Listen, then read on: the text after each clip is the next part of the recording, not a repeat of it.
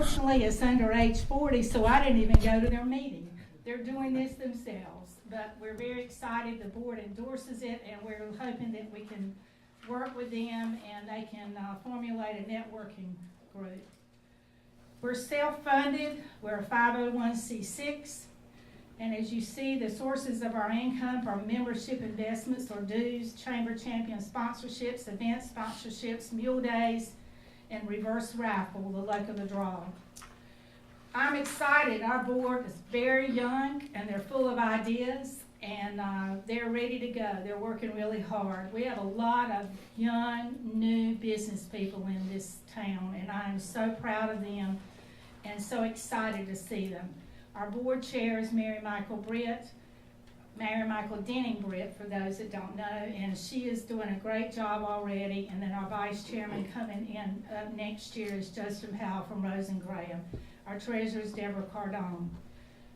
Staff is myself and Betty Weaver. This is Mary Michael's logo for the year, Growing with Tradition. She walks Benson. The board takes the philosophy when we want to grow.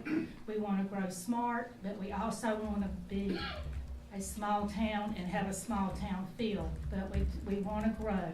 So she chose Growing with Tradition.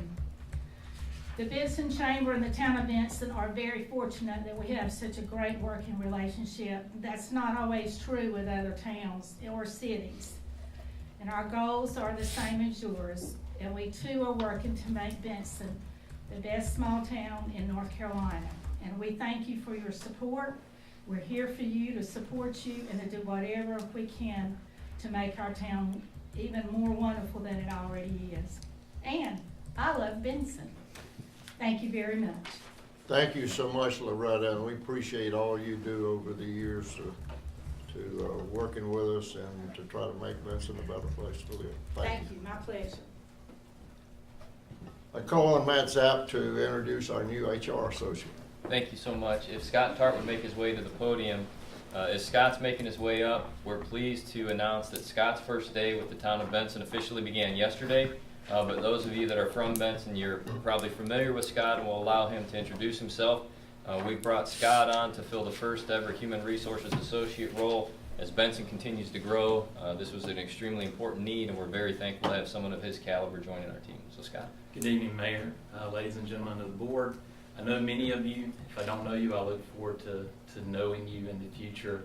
I was born and raised in Meadow in Benson, so this is home for me. I practiced law for 17 years. I hope to bring the experiences that I learned there to this new role that the town has created. I look forward to learning a lot of new information and skills. I've already experienced that the past 2 days working with a great team that is assembled at Town Hall. So I would like to thank the board, Mayor, Mr. Zapp, for bringing me on board to take care of this very important function of taking care of the employees of the town of Benson to the best of my ability. So thank you very much. I love Benson as well, as Loretta said. It's in my blood, and I'm thankful to be here, and thank you for having me. Let's give him a great big welcome.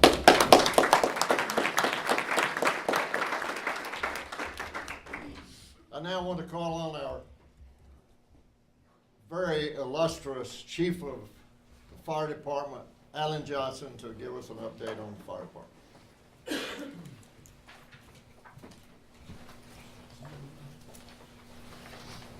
Looking around, I couldn't figure out who was talking about there for me.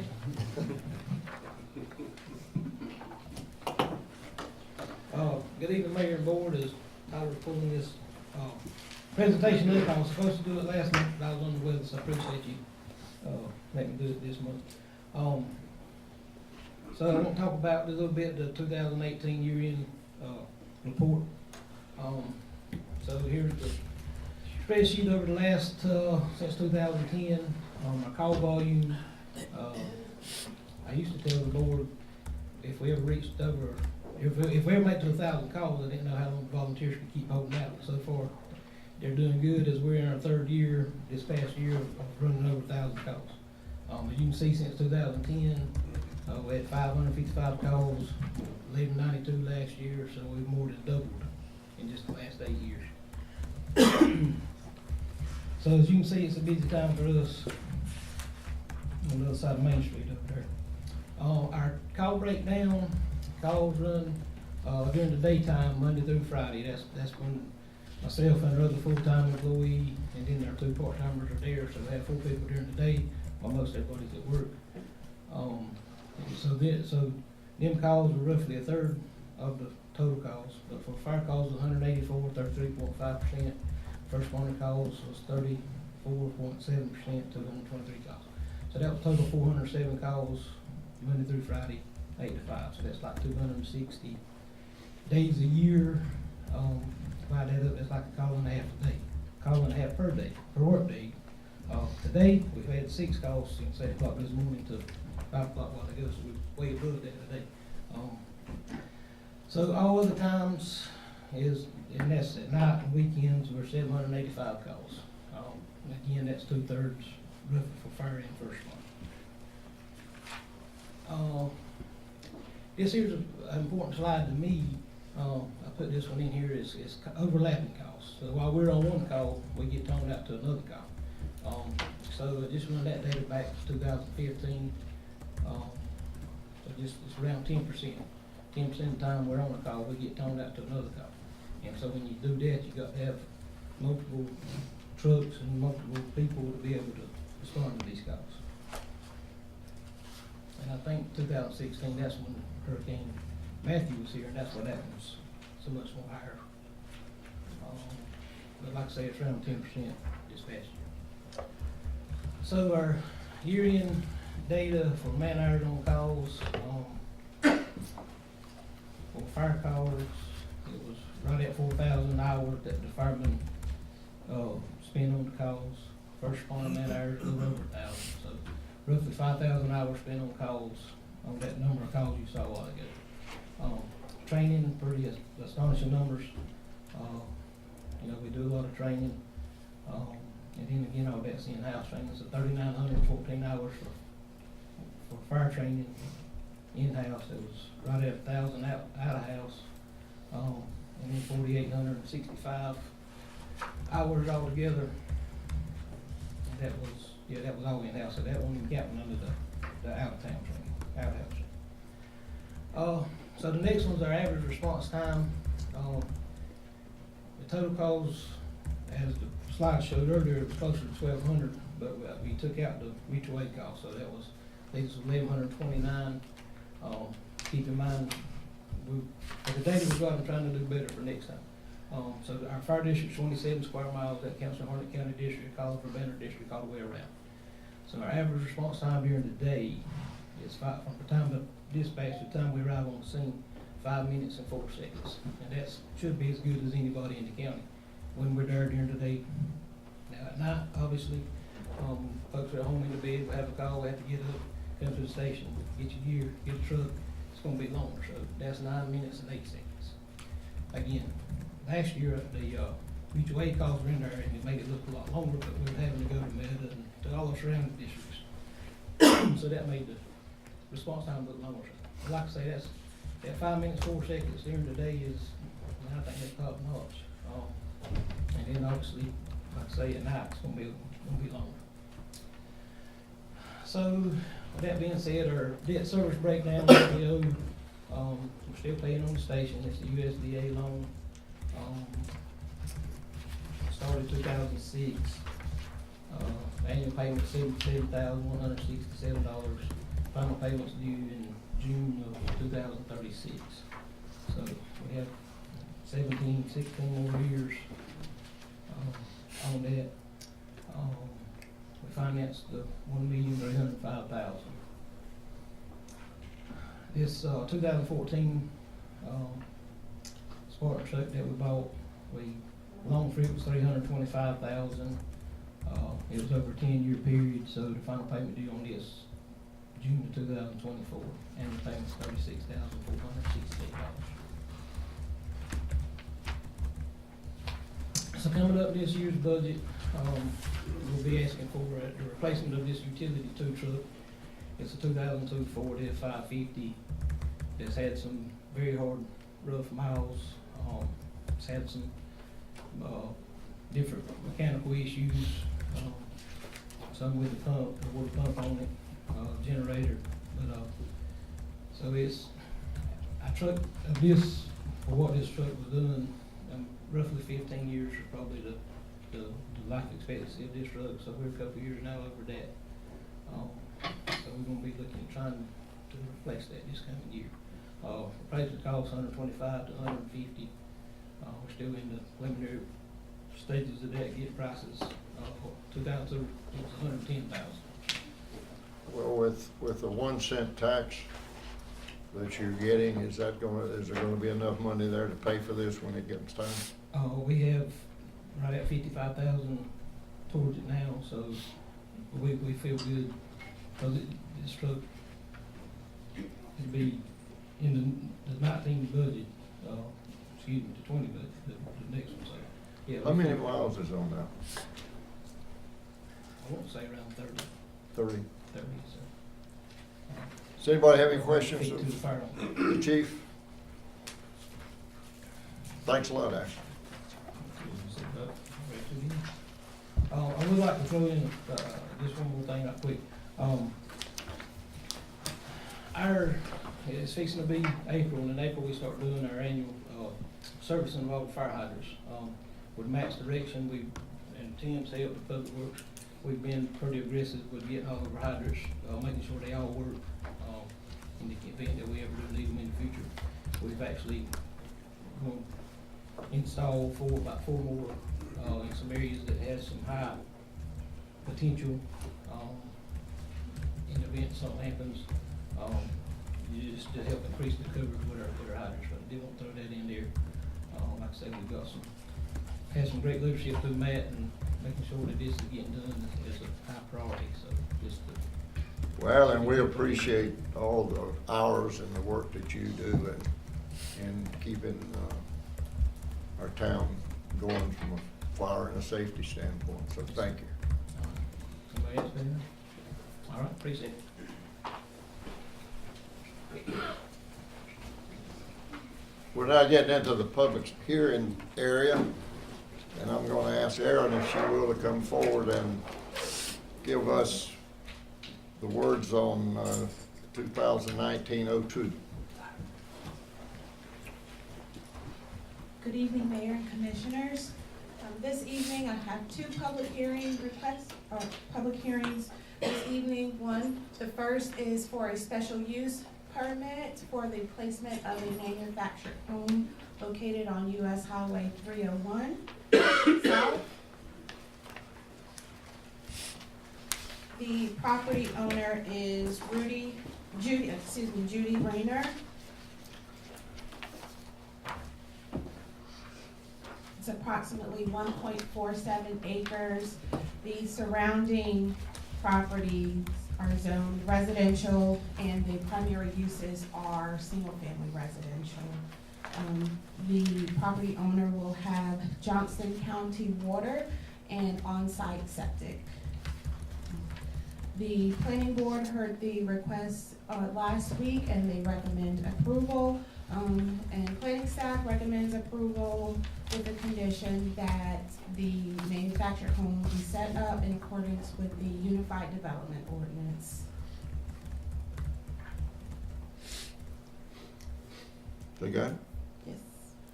We'll now open the public hearing.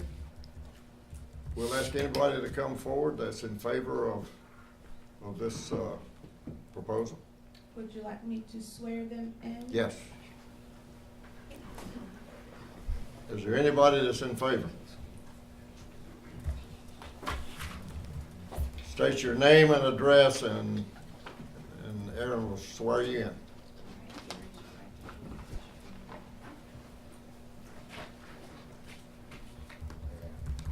Do you swear or affirm to state the truth, the whole truth, and nothing but the truth, so help you God? I do. All right, state your name and address for the record, please. My name's Glenwood Adam Strickland, 113147, Highway 301 South, Benson. This is a property that actually belongs to my wife. It's vacant, it's been vacant a while, and we just feel like, maybe we could put it to use by putting something decent out there to actually just rent for a little extra income. That's basically the plans. Anybody have any questions, Mr. Strickland? Thank you so much. Does anybody else want to speak in favor? Anybody else want to speak in favor? No others coming in favor? I'll now take anybody that wants to oppose.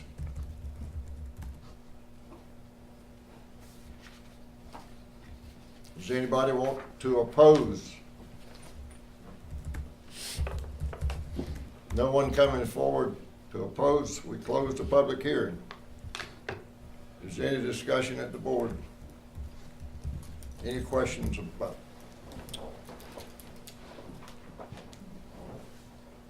I'll entertain a motion to approve it as presented. I'll make that motion. Any other discussion? All in favor say aye. Aye. All opposed, no. Ayes have it. That's approved.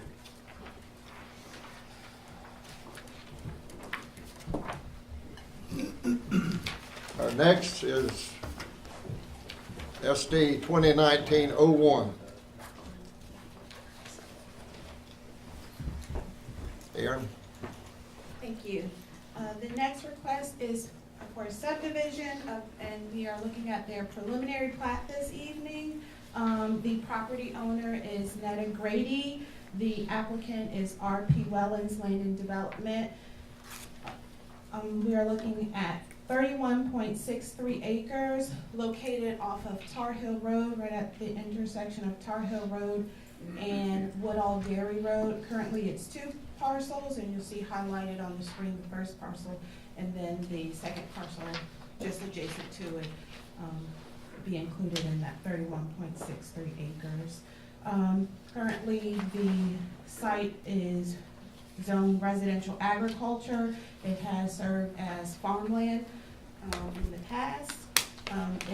The surrounding uses and zoning is residential agriculture, and the surrounding properties are primarily single-family residential.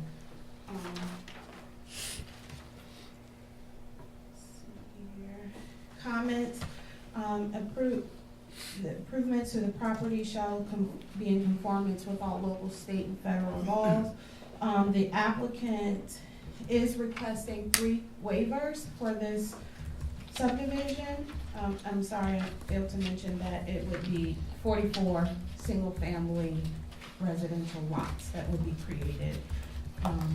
And the site would be served by Johnson County Water, Duke Energy, and on-site septic system for sewer, or wastewater. And as stated, the applicant is requesting a waiver.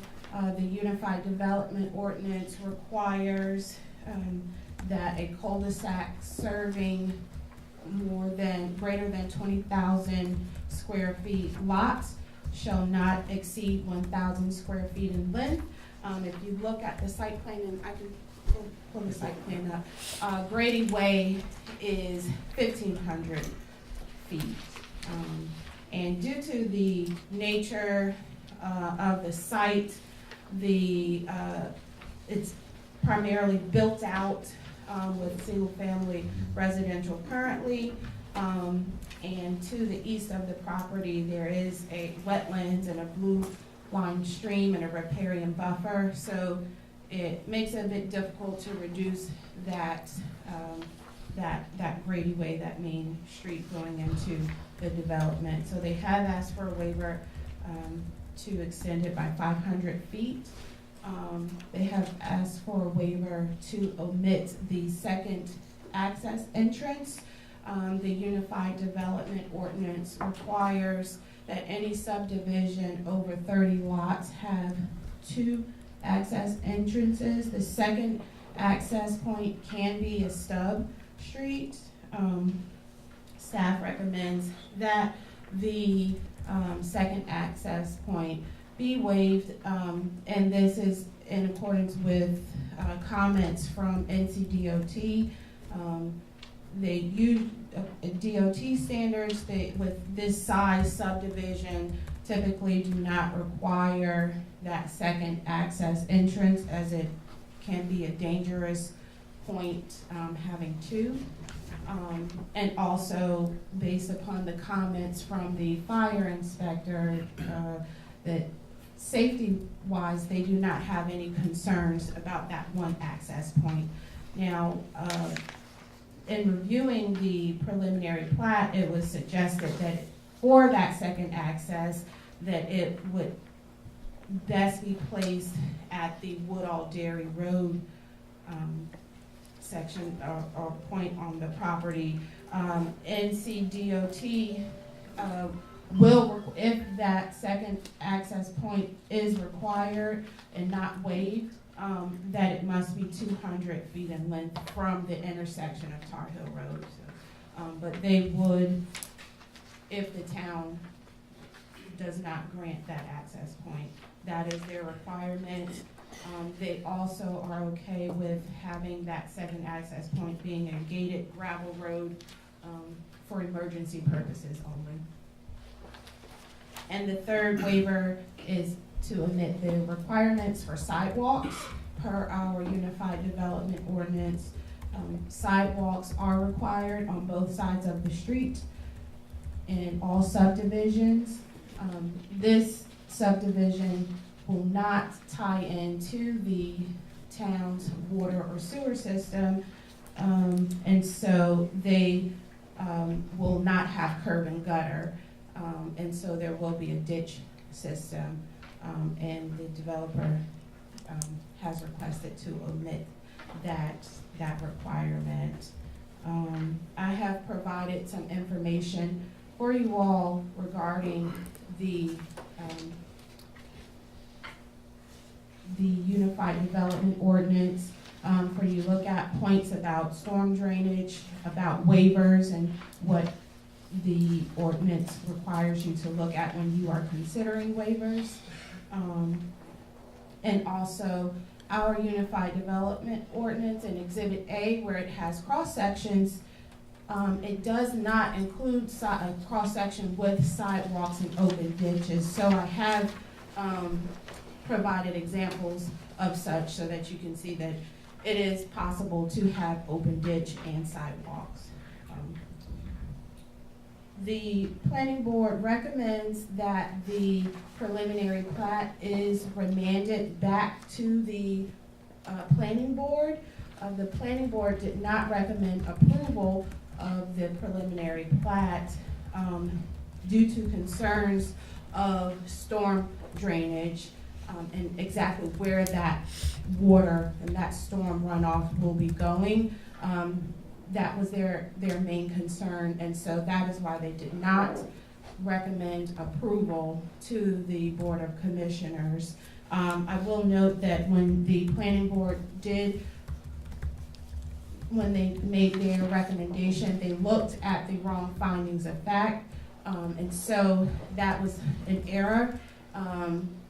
And so that's another reason why I believe that the preliminary plat should be remanded back to the planning board for further review of the technical comments that we have received since the planning board meeting last week from Stormwater Management Division in Johnson County, as well as from NCDOT. Last week we did not have comments from those agencies, and so I think that will allow the planning board to take into account those comments to address the incorrect findings of fact that they used in their recommendation to not approve, as well as to give the developer a chance to address those technical stormwater issues that have been raised and that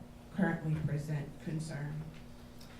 And so the planning board, or the planning staff, recommends that we send it back to the planning board for review. Do you have any questions? I'll entertain a motion to send it back to the planning board. Do we currently have all the information that is needed now from the county, from the state, from DOT, or anyone else before we consider a remand? Well, we have comments from Stormwater and NCDOT.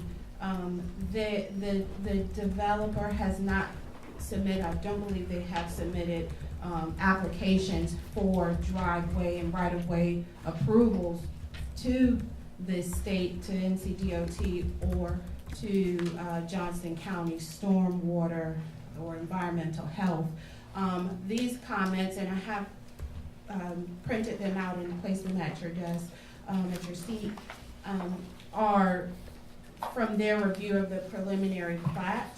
And so the first comments that I received from Stormwater was that the applicant needs to submit a permit application for stormwater management. I then went back and asked for further details in light of all of the comments and concerns from adjacent property owners about drainage on that property. If you take a look at your preliminary plat, there are 3 storm drain easements indicated on the preliminary plat. And this site currently has some issues with drainage. It appears from the topography that the drainage would follow the natural contours and drain where you see those 3 storm drain easements. So they have not received their approvals from the county, and the only comments that we have received from the county or DOT is what you have at your seat this evening.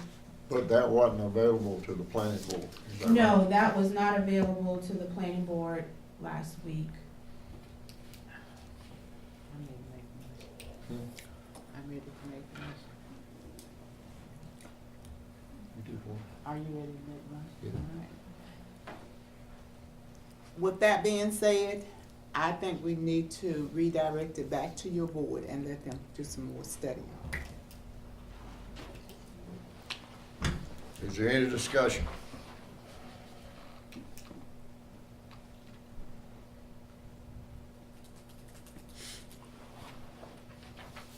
All in favor say aye. Opposed, no. Ayes have it. Thank you. So Commissioner Holly made the motion, is the board accepted of the motion to send it, to remand it? Yes. Okay. So we will place the preliminary plat back on the planning board's agenda for April.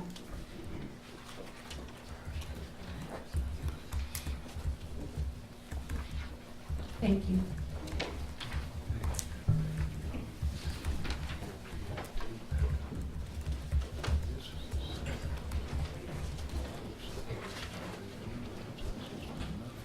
We're down to new business, and we're considering appointments to the advisory board, and we've been given some nominations for Parks and Recreation, but these weren't sent to the committee, so we're gonna band these back to the committee to pick and come back with recommendation to the board. They put 3 names on it, and they need to pick one, or 2 names, and need to pick one out.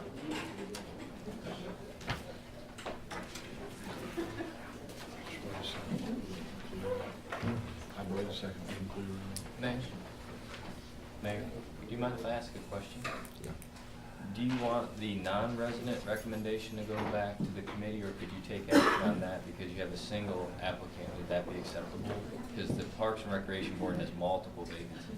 Is it possible that y'all might want to consider that one? You have a non-resident under item B? I think it'd be okay to go ahead and approve the non-resident, Yeah. but Yeah, the other we- 2 are for one position. I think that does need to go back to the committee. Do I need to put that in the motion? I make the motion that we, send the 2 resident applications back to the committee for approval or their recommendation, and that we move forward. I make the motion that we accept Stephanie Rayner to fill one of the ETJ positions that we have.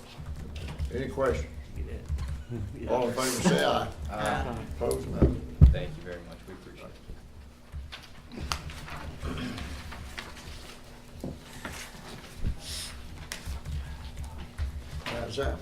Is Isaac Pansella here? He is, sir, and before we bring Isaac up, we'd like to point out that under item 2, new business A2, we'd like to stress to the staff, to our visitors that are here today that may want to serve in the back of the room that have grand experience, that we're looking for 6 members of the museum board, 2 to the Board of Adjustments as alternates. We still have 1 additional non-resident position to the Parks and Rec. We thank you for filling the 1 today. Historic Preservation has 2 resident, 2 ETJ. Library has 1 resident. Planning has 1 ETJ. And the Police Advisory Commission in both Districts 1 and District 3 still have vacancies. So if the board knows of any quality applicants, please encourage them to apply, and our town clerk, Mr. Hobgood, will get them an application in swift manner. Mac, a quick question, Yes, sir. or maybe to those who have been meeting to fill those that we have replaced or placed on those committees, some of them I think were very deficient. Have we seen an increase, or the numbers picking up? Are these people meeting when they're supposed to be meeting, or is it still a hit and miss type thing with the, if you know, I don't know if you. From what I understand, I think the museum board right now is the one that's taking the worst hit, if I'm not mistaken. This one? So I think there's 2 parts to your question, if I heard you, is, are they meeting? I think they're meeting with what they have. Okay. Right. The only one that's not meeting, to my knowledge, is Historic Preservation, because there's not enough people to meet. Okay. We're working on that. Derek Barefoot, who works at the Library and Museum, is trying to breathe life back into Historic Preservation, so we have an assigned staff member on that. So once we find the committee members, we can bring that one back. I believe each of the other committees are meeting, but I'm not positive all of them have quorum at this point, whether they can take action or not. Well, that's my question. I think I was talking with someone, I believe it was on the police advisory or whatever, and I don't think that they have, I think they've missed several times having sufficient. So I would ask, okay, so Greg might be able to speak to the police advisory, and I know Matt Smith can speak to what Parks is doing. I'm just asking. I'm just You curious. know, we too. talked about it some time back, whether it's, you know, it's good, and if you have people involved in it, I think it's good input to those, like the police department or whatever, but if, you know, they're still not able to fill these seats, or people are just not participating, maybe some of those need to be eliminated. We need to put some of those people that will serve, and some of the, I know we had the issue with the, well, we have to have the planning board filled, and I know that one is a very responsible board now, and then I think we've now got, There's 8 people at the last meeting. okay, also we've got the, we had the hearing last week with the, with that board, and that's assembled now, probably hasn't been together in some time, but some of these others, you know, I think you could possibly look at some of those that are serving, that do go to the meetings, that when you never assemble and have a quorum there, maybe placing them or putting them on some of the other, some of those boards that, you know, do meet on a regular basis. Just food for thought, throwing it out there. Probably be a good idea to get the committee back together and see if there's Well, you people may that we know, I mean, you can. may know when you've been meeting, if those that y'all been recommending, if that is. We had mentioned back before, probably in the fall, if there was any way that we could take a couple of these boards and merge them into one board. Yeah. And so the Board of Adjustments was one of them that we had looked at, but we were able to put that one back together. Yeah. The one that just met. Well, you gotta have that, you gotta have your planning board, but That's some of right. the others that you Right. don't necessarily have to have, it's nice to have them, but if they're just simply not functioning, then, you know, maybe we need to look at something else. I know there's been a lot of advertisements going out to encourage, but, you know, sometimes the only way you get these is you go find somebody that you know will do a good job and encourage them to join. So let's work on that as a group. Yeah, that's everybody's responsibility to help do that. Okay, Mr. Zapp. Thank you, sir. If Isaac Panzarella from NC State can join me at the podium as he's coming up, I'll do a quick preface if you also want to introduce your colleague that's with you today. Thank you.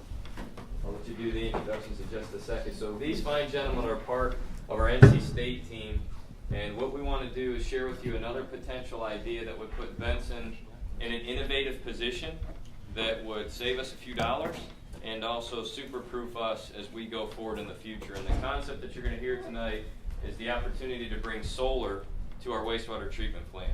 And we already have our catchy slogan, we'd like to go green where we are brown. So we know that there's not a lot of viable use for the space out at the solar plant.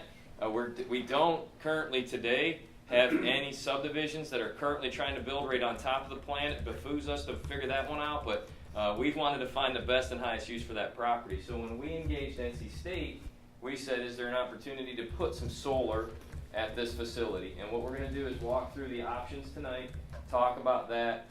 If you get to where we get to a technical crossroads or you need any issues answered, either myself or the team will answer. But what we wanted to do was just bring this forward to you tonight and begin that conversation in a public setting, what the costs may be, what our funding options and choices may be, and what we can do to save money and dollars going forward. So with that, I'll turn it over to you gentlemen. You can do a cross intro for me, okay? Thank you, Matt. Good evening, Mr. Mayor and members of the Board of Commissioners. Good to see you again. Thank you. Pleased to be here tonight and appreciate your attention to what we're going to speak about. My name is Isaac Panzarella, and I am the Assistant Director at the North Carolina Clean Energy Technology Center. My colleague to my left is Simon Sandler. He's an engineer with the North Carolina Clean Energy Technology Center as well. We're both engineers by trade.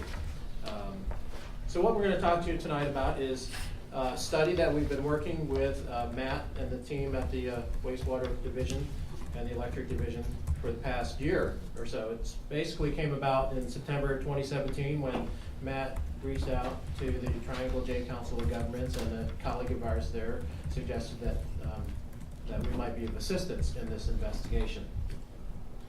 So just a little bit about the Clean Energy Technology Center at NC State. We've been in existence for about 30 years. We used to be called the North Carolina Solar Center. And our mission is really to support sustainable energy economy in North Carolina by providing education, demonstration, training, and technical assistance. And you may have seen a lot happening in the last 10 years or so in North Carolina because of various policies that have been put in place, as well as the economics of solar coming down over the past 10 years because of the components getting cheaper, as well as just the market in North Carolina growing. There's more and more companies doing business here, the utilities investing in renewable energy, and so it's actually a really great time for a project like this to happen in Benson. Our work on community solar is really targeted at helping municipal and cooperative utilities in the southeast United States to implement renewable energy. We do this with funding from the Department of Energy, as well as from some of our project partners. And those partners included the City of Wilson, who we worked with on this idea, Fayetteville Public Works Commission, Onslow Water and Sewer Authority, Roanoke EMC, and others. One of our recent successes is we have worked with Fayetteville PWC. They issued an RFP back in October of last year and selected a contractor, a design-build contractor, and they're going to be breaking ground on a project very similar to what we're proposing or recommending here today. They're going to be breaking ground in May. Tonight we're just going to talk a little bit, give you a little introduction to the project, talk about the economic and technical analysis that went into it, and some of the financing options available that we think are really good, and some conclusions and recommendations. So, sitting down with Matt and the team, it was clear from the front end that the objectives included the following three things. First of all, to maximize the economic value from this project for the town of Benson. And to do that, we looked at a lot of different scenarios as to what size the system might be. There's a couple components that you could use, solar PV as well as energy storage, and so it's looking at the combination of those that has the best value, as well as looking at the rates that Benson pays for electricity to achieve that value. We'll talk a little bit more about that. Second objective was to meet Benson's renewable energy targets under the North Carolina Renewables and Efficiency Portfolio Standard. that law requires that all the utilities, well, I guess the investor-owned utilities as well as municipal utilities, procure a certain percentage of energy from renewable sources. The third is to provide a resilient energy supply for the town of Benson wastewater treatment plant. There already is a emergency generator, diesel generator there, which can provide power to that site if the grid goes down, if grid power goes down. But this would provide another resource there that would actually help provide, you know, power to the site and actually reduce the amount of diesel fuel that might be needed, you know, and potentially extend the time that it could be off the grid in the case of an emergency like such as a hurricane. And so after looking at all these different objectives and trying to optimize them, we've arrived at this proposed system, which is a 500 kilowatt solar PV system that would have a 4-hour duration storage system, basically a large battery at the water treatment plant. And here's a kind of a schematic rendering of what the system would look like. This site, again, is located at the wastewater treatment plant. It's on the north side of the plant.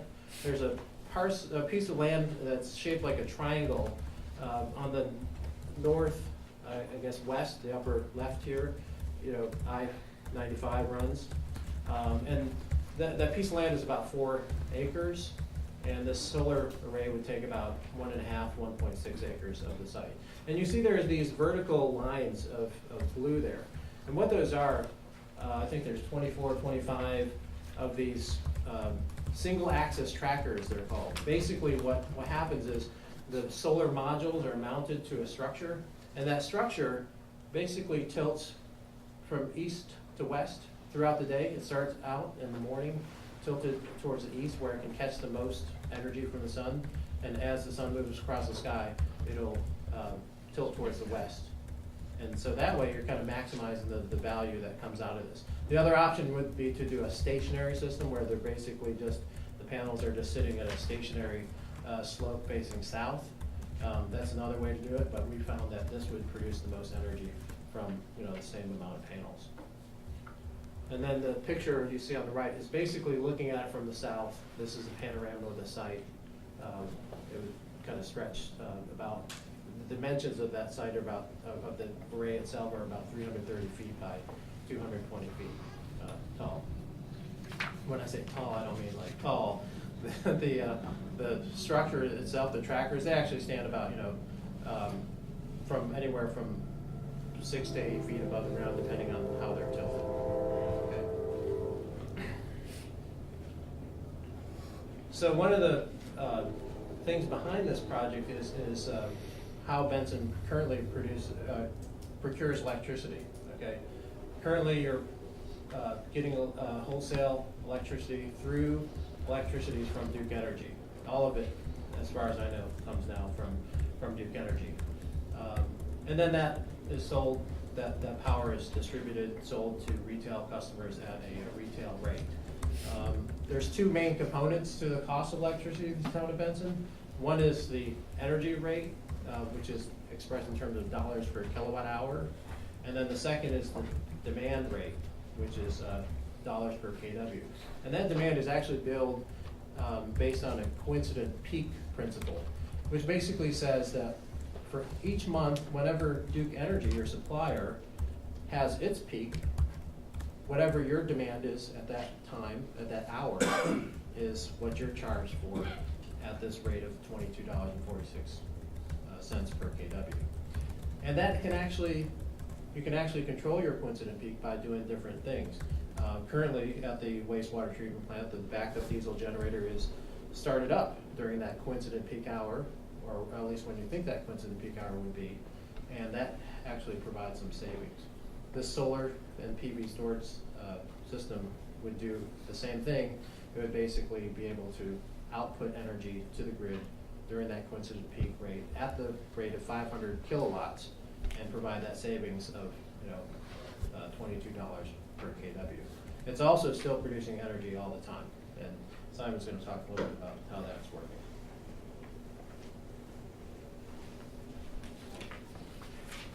So one of the things about this system is how it's going to be connected to the site. And this has to do with how it will provide potentially power to the grid on a normal basis, and then how it would provide power to the site in case of an outage.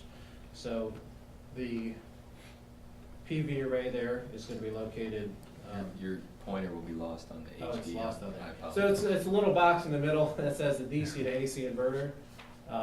It'll be connected upstream of the site, of the meter for the site, and the power from that system, when it's produced, will either go into the wastewater treatment plant whenever there's a load there. If there's not, if there's excess, there would be power exported to the rest of the utility customers of the town of Benson. If there's an outage, there's a recloser that can be provided upstream of both of those systems, and that recloser would isolate the system from the grid, and then you could start up your backup diesel generator, and then this system would also provide its power, and they would kind of complement each other. So that's a really nice, opportunity there to increase the resiliency of that, the backup power for that wastewater treatment plant. I'm going to turn it over to Simon now, and he's going to talk a little bit about the economics of the project. Okay, so in terms of the project economics, the system's going to produce energy, like Isaac talked about, and a coincident peak demand. So if you look at the left figure here, the solar energy produced. So throughout the year, in each month, the solar system will produce energy all the time whenever the sun is out.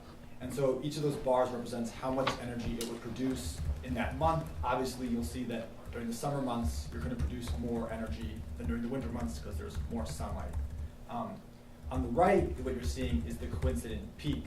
And so what that's showing is that the yellow bars are going to produce the amount of energy, that's the amount of energy produced by the solar at the coincident peak. We're assuming that the coincident peak will occur in a certain hour, and that's how much energy the solar will put out then. The blue bar, what you're seeing, is reaching the rest of the way to that 500. So in order to achieve a 500 kilowatt coincident peak reduction all the time, every single month, to get your full savings, you need to have that storage of some type, which is what that blue is. And so it's just showing how important it is to have the storage, because some of the months you won't get any coincident peak if you didn't have anything besides the solar. So that's what that's showing here. And so if you look at it, the solar system will produce just short of 1 million kilowatt hours over the year, which is about a third of the annual retail sales that Benson purchases each year. 3%. Just 3%, yeah.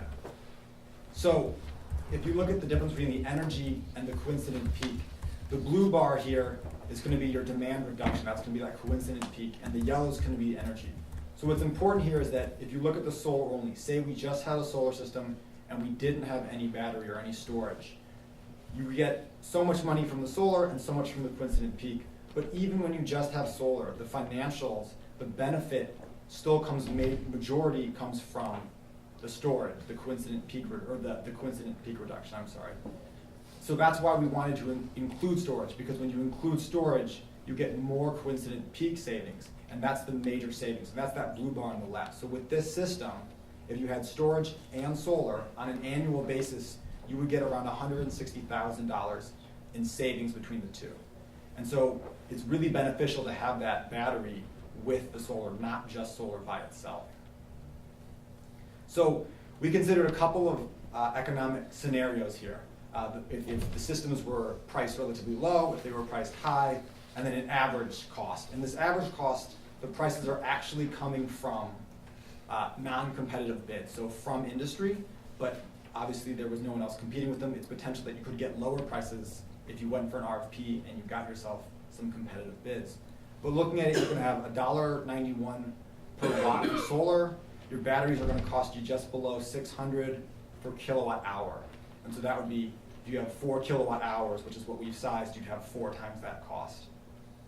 And then you have the interconnection cost. When it all comes together and it's built, it's going to be just shy of $2.5 million capital investment.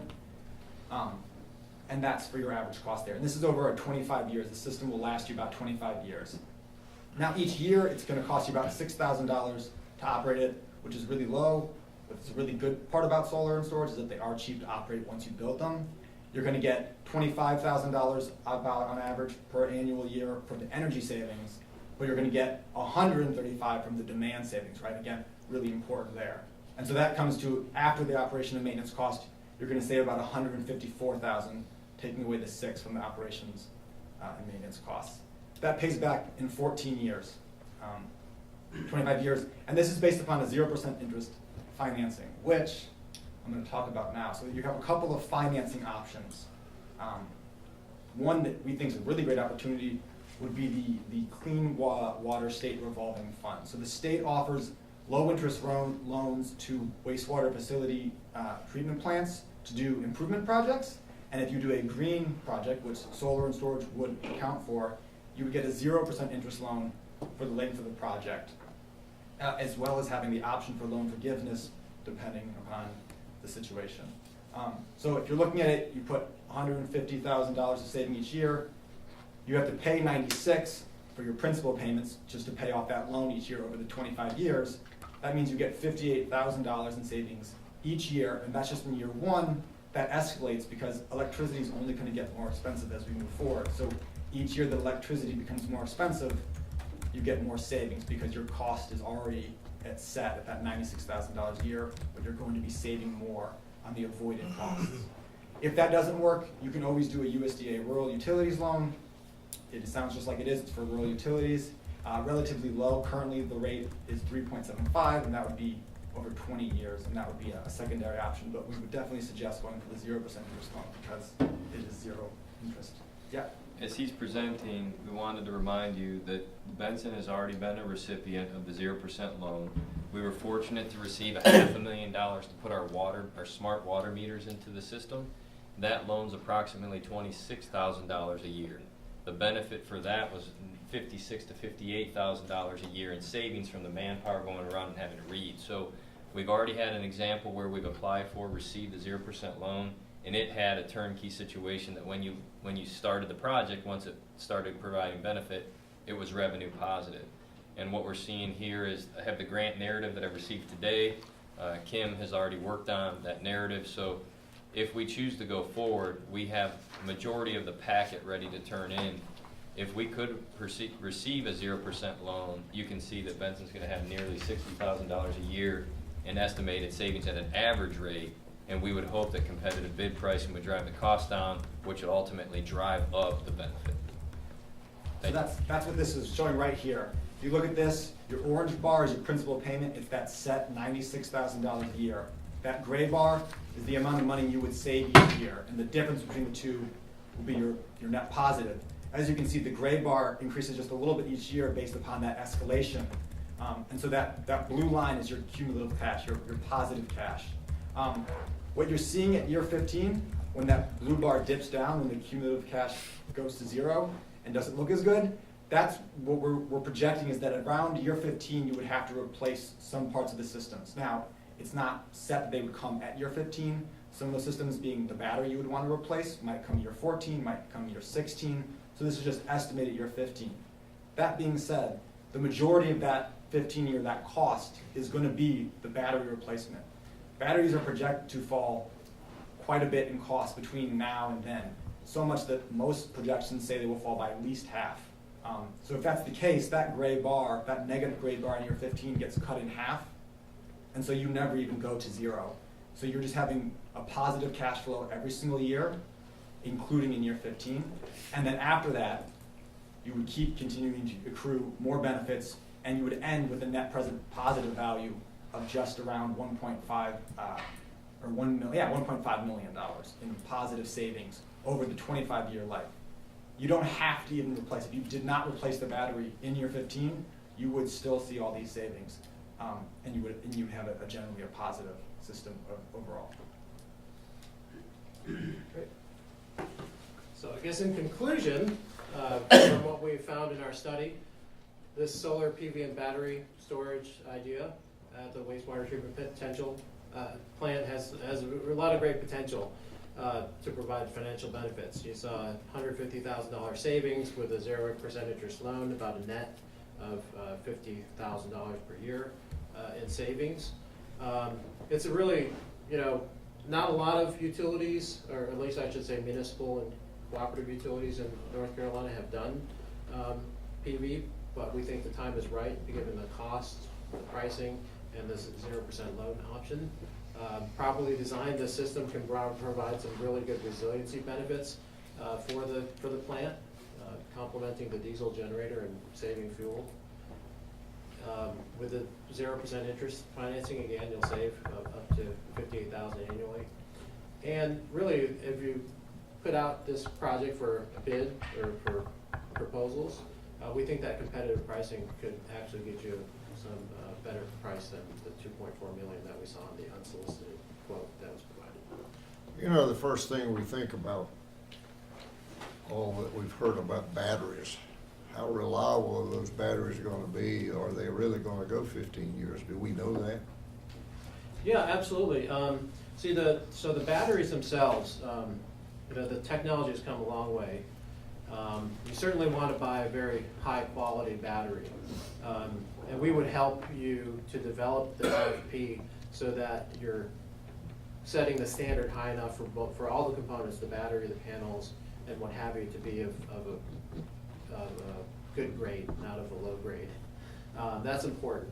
The battery itself, the life of the battery is dependent a lot on the number of cycles. And right now, Benson works with Electricities. Electricities provides load management forecasts, says here's hours during the year when you want to turn on your generator or discharge your batteries. And from what we've seen, this battery in 1 year would have a couple hundred cycles potentially over the 15 years. The 3,000 cycles that I would see is actually much less than the projected 10,000 cycles that these batteries can do. So it's actually a very good, very good situation there. When you're not discharging and charging the battery every day, you're really doing it, just a few hours, a few days of the month. So. Well, from our experience with AMI, that's one of the places that we've had problems with the water meters is the batteries. I see. So, I'm sure you look at that because that's super important, because if you don't have a battery that you can store electricity. Yeah. Yeah, it's a very critical component, and it would be very well protected. These batteries are containerized. If they're not located in a building, they would be containerized. And the containers are actually provided with cooling to maintain a temperature so that the battery's life is extended, and there's less risk of damage happening to them when they're controlled like that. So a lot of precautions would be taken, should be taken, but we are very familiar with all those precautions that would help, to make sure that they're specified correctly.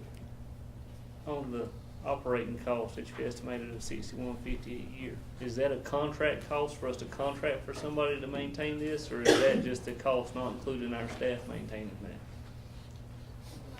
So that could depend. That one right there it isn't specific to the city operating it or a company operating it. It's mainly just meant to show what it costs. So you could do it either way. I think it kind of depends on what the town's comfortable with doing. If they would rather pay a company because they don't feel they have expertise, great. Maybe it costs you a little more. It could cost you a little less depending upon that contract. But that's more of just what it will cost. To answer your question, Commissioner, in an area such as this, we're good at wastewater. We're not necessarily good at solar protection. So it would make better sense potentially for us to consider a contract. And we know that we're surrounded by the solar arrays. So odds are the conversations internally have been to find a contractor that help maintain, clean, and do that. Internally, we had joked around that maybe that's just less grass we're going to need to mow. We could maybe have some free-range sheep. And we've talked about the benefits of what we're doing. So our maintenance in that space would be less, but there would be a trade-off for the technical expertise. So again, we think it would be a contract. Great question. We've talked about the batteries. How susceptible are those panels to damage, weathering, and all of that? Or do they have to be replaced at some point in time? The panels themselves, they have a 25-year warranty from the manufacturer, and that warranty covers two things. It covers performance, so the panels will be guaranteed to produce up to a certain percentage of their rated output over that 25-year life. And then they're also warranted against intrusion of water and air or other debris. The panels themselves, the panels have an aluminum frame, and then there's tempered glass that goes over the PV part of it. They're actually designed to withstand hurricane force winds. So, and then the structure itself would be, designed to meet the wind loads for this zone under the building code. I guess, anything can happen. Yeah. There could be strong enough winds but I think given the design, there's very little chance that it would be damaged. There is a chance that flying debris might, strike a panel and hit it, but in that case, they would be, they. Was that covered stop under down. warranty, or do you carry insurance on panels and all that stuff, or what, how do you? Yeah, the panels, the system should be insured, we recommend. One thing about the site where it's located, we checked the FEMA flood maps, and this is outside of the 500-year floodplain. That's not to say it would never flood. I know it has flooded, in recent years. Don't believe any of that now. I know, we're getting a lot of extreme weather. But, and precautions should be taken to elevate, different components, to avoid that. But it should be insured.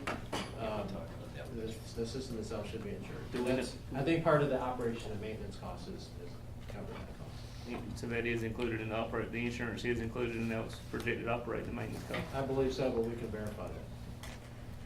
One issue that came out over here was the opportunity to elevate, and we've had those internal conversations on a technical level, because we experienced in 2016 what have a true high water mark at the plant, and so we have a very strong idea of where one of those high water marks will be during the floods of Hurricane Matthew in 2016. So we would elevate mechanics and electronics up above. We even talked about the framing system and the single directional axis, how long can they be sustained underwater.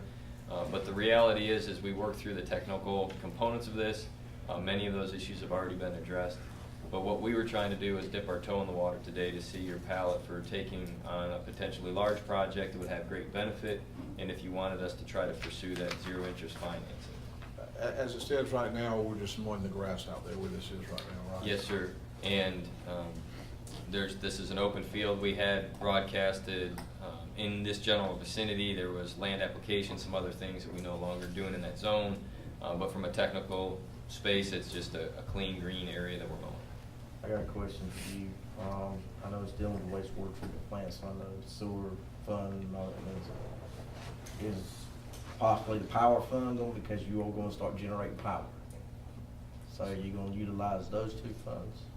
There's an opportunity here. If you wouldn't mind, could you scroll back to how the system would be set up, the interconnectivity? The conversation has been had internally right there. They're dependent upon how we write the grant. There's an opportunity where it's currently set up, it's after the meter benefiting the system. The 31 or electric fund would potentially carry the note and see benefit. If we have benefit derived to the sewer plant, you can split some of those benefits into the 30 fund, which would be water and sewer. The ultimate conversation here kicked off that there's a chance to basically take the plant's demand, which is under 500 kilowatts, off the grid. You're taking away that $50,000 or $65,000 a year you're spending on electric at the plant by running off a solar and battery combination. You can take, and this is probably a very conservative estimate, 80 or 85% or greater of the plant potentially off its daily demand of the grid, if not higher. So to answer the commissioner's question, depending on what funding stream we get the best deal from, it can benefit either the electric department's budget or the wastewater treatment plants, or a potential split. So you are going to see a benefit at the plant because you're not going to be buying that energy, but you may get a greater benefit if you can push more than the plant's need into the system. So where there's days that the plant won't need 500 kilowatts, and you could be pushing 500 kilowatts times $22.50 back into the system, and you can maximize your benefits. So we believe it's going to be a hybrid. We're trying to figure out where you get the greatest benefit, out of one or both. But I think if I look at finance, we're probably leaning to both systems. The 30 and 31 fund would find benefit from it. I got a question. Just for my own curiosity, what made us choose this size with this amount of batteries? Would we get a benefit if we had double the batteries? Would we have a benefit if we had double the space? Could we, you have to? I can take that question. That's an electricity board of directors question. You are limited to 500 kilowatt in our system. When we went out and did the analysis, it was 498 at the plant. This is one of those perfect matches. And we said, wow, if our behind the meter opportunity or before the meter opportunity according to our regulations is 500 kW, we want to build rate to 500 kW. Then when we did the full demand analysis, we found, wow, the plant's rated between 489 and 498. It's falling right in the sweet spot. So that's how we wrote 500. So more than that would be a breach of contract. Yes, sir, you're limited on your renewable energy credit. And I'll add to that the 4 hours, because the batteries can be for any length of time. The 4 hours was found because when you look at the electricities, they guess when, or not they don't guess, but they predict when that coincident peak will occur. And it can, sometimes that window could be 1 hour, it can be up to 8 hours. They don't know always. So we found that 4 hours was the best. That was the most likely window. It's possible that it could be a 5-hour window, and you could miss that 1 hour. But 4 hours is your best probability of hitting that. So we went 4 because it's the best financial payoff. So in the cold winter months, 6A to 9A is really the window that you're seeing. In the hot weather months, you're seeing between 4 and 5 p and up to 7 or 8 o'clock at night. It's when most people are getting up in the morning in the cold, turning everything on, or in the summer when most people are coming home and they're trying to cool their residence and processes. So exactly spot on, and we found that I believe our idea and then our analysis saw the sweet spot at 4 hours on battery. You know, you see all these advertisements now where they say, put these solar panels on the roof of your residential house and it'll pay for itself. But that's not a breach because it's the individual or their private residence, right? It's That's only correct. because the town can't do it. But the individuals could do anything they want to generate. Yeah, that's correct. We already have a process on renewable energy that allows individuals, and if I'm not mistaken, we have 2 homes I know right now today on the Benson system that have. That sell back, right? They sell back. You can, but most folks don't have large enough roof to absorb their own demand, let alone to sell back. But on occasion, they can sell back. If the economics work out for, if you had a really large garage or a very large home that had a panel that was south facing. Do we know of any municipalities in close proximity to us that you've worked with where they have placed these panels out on their properties and they're up and running now? I should say not to this scale. You know, this is kind of what we call a utility scale. There is probably the closest one would be the town of Apex. They have, you know, a large array on the roof of their, I believe it's their town operations center. That covers a good portion of the needs for that facility. So your center worked with the city of Apex to. We didn't work with them on that specific project, but we worked with them, you know, more recently on looking at how they can. The Apex is really interested in, you know, supporting not only more of the town buildings having solar, but also residents and businesses having solar. So we've been working with them to look at, you know, making sure that they're structuring their tariffs, their net metering, or their buy-all sell-all tariffs in such a way that there's, you know, good benefit for both the town, the electric system, as well as for the residents or businesses that might invest in solar. So what we would want to do is let you percolate on this, and when we have our budget meeting at the end of March, if we feel that the consensus of the team is to bring forward the resolution of support, what I'd encourage you to do is pass that resolution at the end of the month, allow us to apply.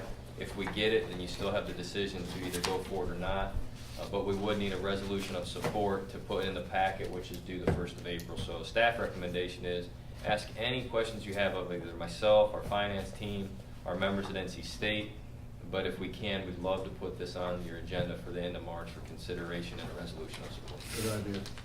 Okay. Thank you both for coming. You've done an exceptional amount of work, and I'd like to applaud NC State for this. This is at no cost to us, and this team has been brilliant. They're really an extension of our team here, and everybody we've dealt with has been just really great to deal with. Really great. Well, great, thank you. Please tell the shoot we gave him credit, but he wasn't here to get it. So. The shoot's the project manager. You, Mayor, you've met him. We really appreciate your enthusiasm, and that's, you know, why we're here, you know, putting in the resources that, you know, we're able to to bring in to support you. And we thank you for your interest. Thank you.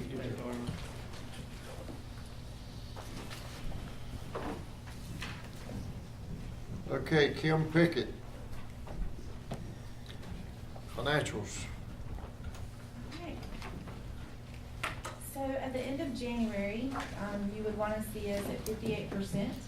And in revenues, we were over. We are at 66.91%, so just right where we want to be. And our expenses were at 61.96, so we are finally seeing ourselves tip over in the direction that we've been wanting to see. So, any questions, let me know. Does anybody have any questions of Kim?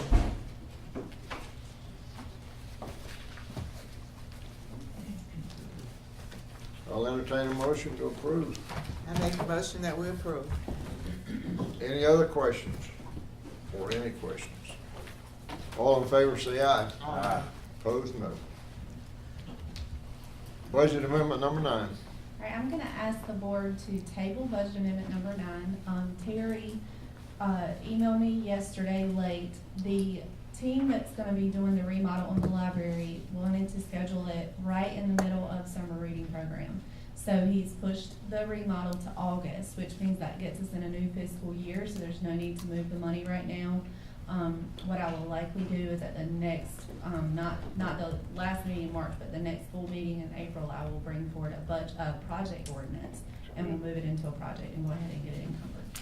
Okay.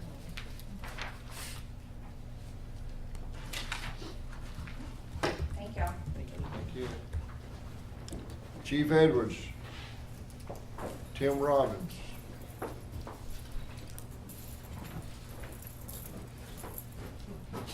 Mayor, Board, I think the request of Tim and myself is concerning the speed limit recommendation for the Eastwood subdivision.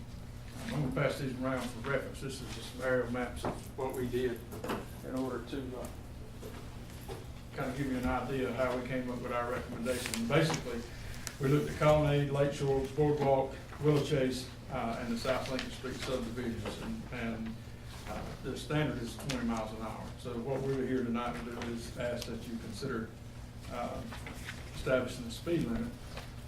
As you know, the speed limit is regulated in town on a traffic schedule under Schedule 4. Section A, subsection 1 regulates 20 mile an hour speed limits. So if you were to approve our recommendation of 20 miles an hour, we would have to draft it, have it added to that schedule. One thing I'll point out uniquely, there's 2 of those streets that are 15 miles an hour. I could find no particular ordinance or particular section that governs 15 mile an hour speed limit, so I cannot tell you why they were given the distinction for 15 mile an hour. There are 2 in town that have 15 mile an hour, but the standard is 20. Did you talk to anybody out that has been talking about putting speed limit signs up out there about what they were looking for? No, I just know that there was a request for some speed monitoring, some reduction, and as a result of that, the observation was no signage. So you really think 20 miles an hour is the right thing? I do. I think that's our standard, and in keeping with the standard that we're performing everywhere else. And as Tim said, as far as having an inventory for signs, we'll be able to maintain those and keep them proper and regular. Any questions? I'll entertain a motion to make the speed limit in Eastwood 20 miles per hour. I made that motion. Any other discussions? All in favor say aye. Aye. Opposed, no. Good, they'll be happy about that. So really quick, Tim, if you don't mind, for point of order, just want to set level setting of expectation. We would need to identify where the posts go. We'd need to call in, locate. So from a director's perspective, Mr. Robbins, when might you tell if, so in case a resident's asking? Right, When might it be? it would take us about a week. We keep these signs in inventory. Assuming we need 3 or 4 installed, we would have that in stock as well as the poles. The biggest delay would be requesting a utility locate ticket so that we didn't make an error and drive a signpost through, someone's utilities. We know where our utilities are, but there could be a fiber optic gas line or something like that, we certainly wouldn't want to drive a post through, so we always try to locate before we do that, so. The people was talking to me, he asked me, he said, how far apart the signs gonna be? I said, that's up to the professionals, I don't have any idea. Typically, I try to catch, the traffic entering a street. That's usually the goal, and then if it's a long enough route that we feel like we need some exiting that same route, we can do that, but typically the goal is to catch people entering, certainly like a Eastwood that, there's only one way in and one way out. We want to advertise or post that limit to the people that are entering the neighborhood.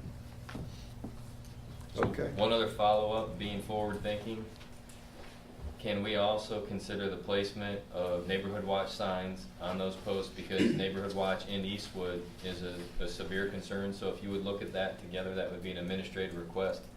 If not, you'll be getting that follow-up in April, I'm sure. Once they see a nice shiny post go in, they'll say, where's my neighborhood watch sign? So we want to be one step either in tandem or ahead of, if you can look at that. Thank you all. And I assume that once the speed limit sign gets put up, that trailer goes out there. Yes, sir. Okay. The blue light pull behind. Oh yeah, that gets your attention. It'll wake you up. Thank you. Thank you both for, and everyone that assisted on. That's that. Yes, sir.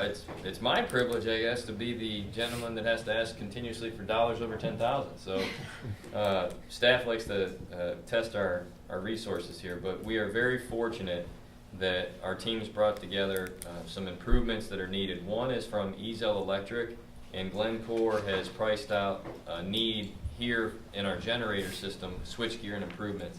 This $16,000 investment is what helps us to save between $35,000 and $55,000 per month. So the switchgear needs to be replaced so that we don't miss the coincidental peak that we just got done talking about. So that's our first request. If you want to go line by line, if not, I could continue down and we could get approval in a slate. Take it off. So the second item is clear water. These are your FEMA funds. This is a mandatory repair at the plant, but we need authorization to expend or invest the $28,000. And the third one on our list is the green light insulation. This is for your Lee Street Gymnasium, and this is part of our repair at the gym. So we're planning on also, we've done the roof, we're doing the insulation, and then we have a request on the HVAC install too. And you'll see a lot of these pieces coming forward. HVAC's under H, but we would ask for your consideration on those three items. And did you want me to ask at this point, we have an expense that we're trying to procure, hit the fire department for a little over $22,000. And it's also insurance proceeds from Florence, but it's insurance that went to the fire department. And they have $23,000 of insurance money, so this is to put LED lights throughout the building in the fire department. What was that total dollar amount of approval? A rough estimate is not to exceed $20,175, and that's to replace the fluorescent lights with LEDs for cost savings over time at the fire department. So your four items are Ezel at $16,146, Clearwater $28,324, the insulation from Green Life at $16,808 for Parks and Recreation, and then the fire department at $20,175. If that's acceptable, we have the funds in place. We just need authority to move forward. We'll entertain a motion to cover all four of those items in one motion. I make that motion. Any other discussion? All in favor say aye. Aye. Thank you. Opposed, no. Fire hydrants, Tim Robbins.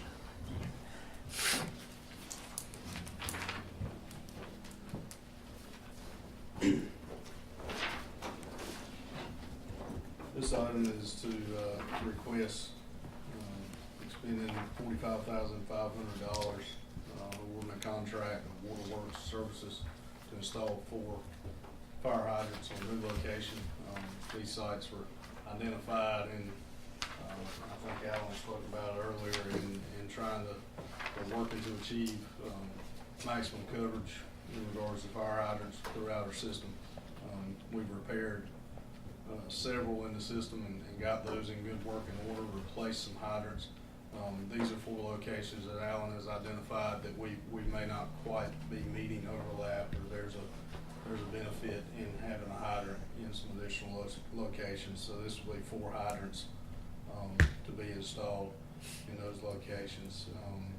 They'll be installed with a tap and saddle unit, so we wouldn't interrupt service during any of the installs.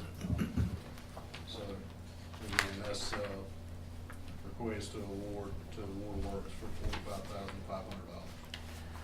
Does anybody have any questions of Tim? This is one bid I see that the prices were pretty close for 3 people, so that's good news. I'll entertain a motion. So moved.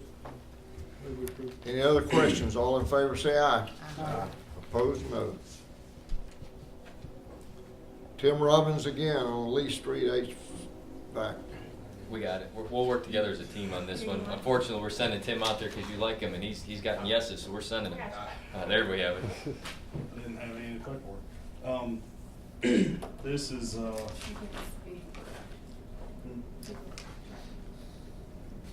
I think your memo's the last page that they have. we're good. Sorry about that. We went out for bid for HVAC system for the Lee Street Gym. And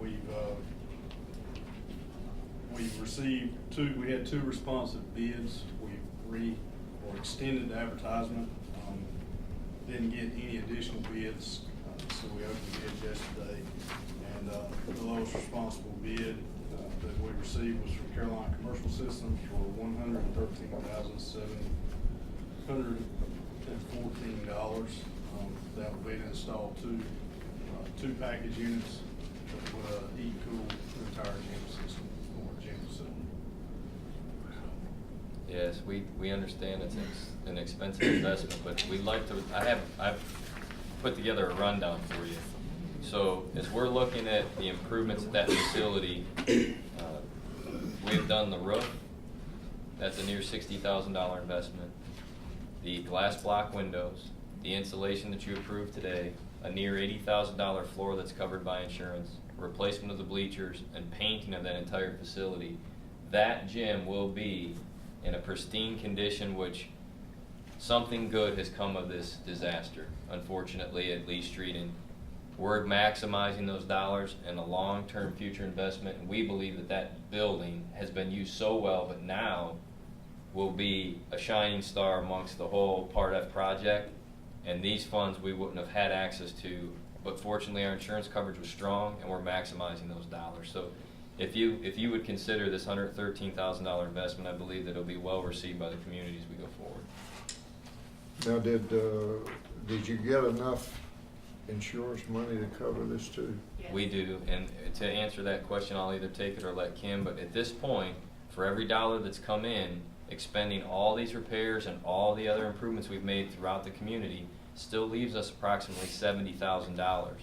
And our major concern there is to take those dollars when we get back our asbestos abatement costs for the buildings. We would like to invest the balance of those hurricane funds for asbestos abatement at the buildings and start to begin to take those buildings down as the funds permit. So we're trying to be very strategic in our spending. We think this is a great investment. Although the figure's high, it will be well taken care of. But yes, sir. Is there a warranty on that system, a big warranty on the air conditioning system we're talking about? It is, I believe it's Probably a year. Probably a year. I think it's a 1-year full warranty, 5-year parts warranty. So I believe it's pretty standard what HVAC system. 5-year compressor. Is it gonna be gas system?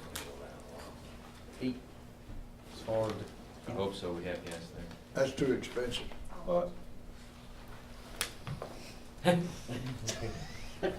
They're, the Solar panel. units that is specified are train Voyager, gas electric package units. the heat exchanger, they give the 20-year warranty on the heat exchanger, or 10 because it's commercial? Or 5? I have to thumb through all the stuff he provided us, just